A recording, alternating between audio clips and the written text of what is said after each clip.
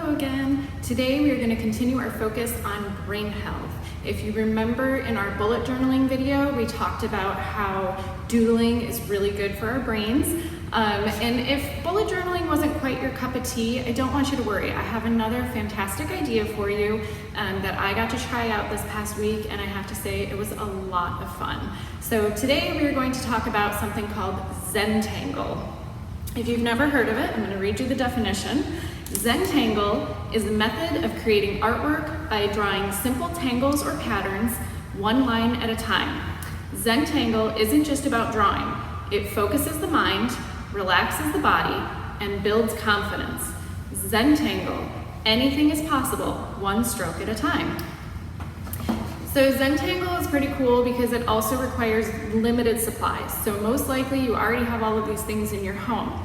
So what I'm using today for this project is a pencil sharpener, some colored pencils, and a ruler, and some paper. I ended up finding a slightly larger scale graph paper that I'll be using today, and then I also found an image that I decided to play with, so kind of give it a little enhancement. So let's go ahead and get started. I've never considered myself artistic, but I have to admit, doing this was incredibly fun and very relaxing.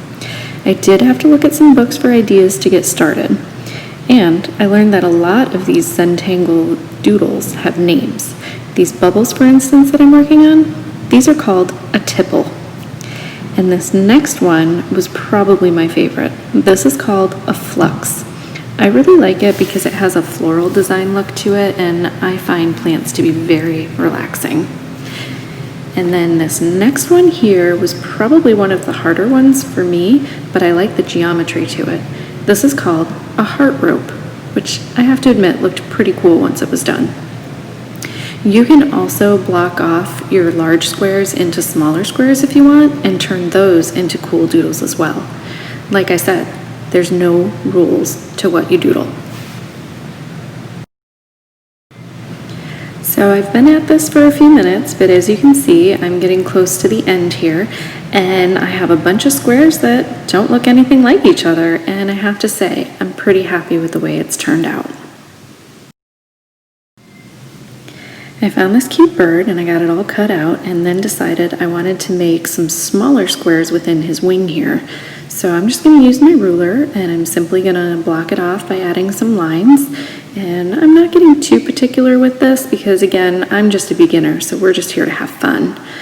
And then once I have this ready, I'm going to do the same thing. I'm going to get my colored pencils and I'm going to start doodling. I thought working with the graph squares was fun, but I think this bird may be my favorite. Animal Zentangle was pretty fun.